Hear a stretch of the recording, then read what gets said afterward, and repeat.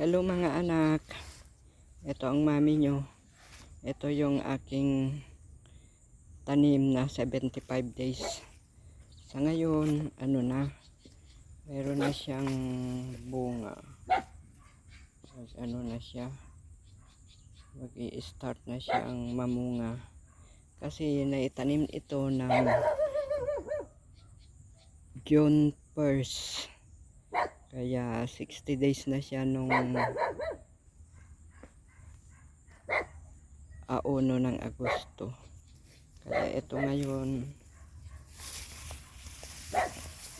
may bunga na siya. Nag-i-start na siyang mamunga. Naglabasan na ang kanyang bunga.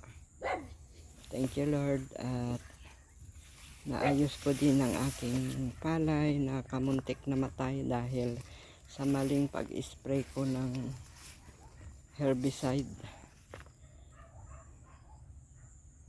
Kasi gumamit ako sa mga hindi ko kilalang herbicide.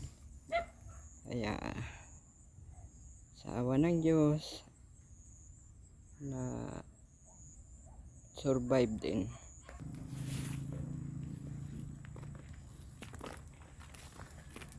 Papasalamat ako sa Panginoon Diyos kasi na-survive ko itong palay ko na nakamuntik na matay dahil sa maling spray ng herbicide.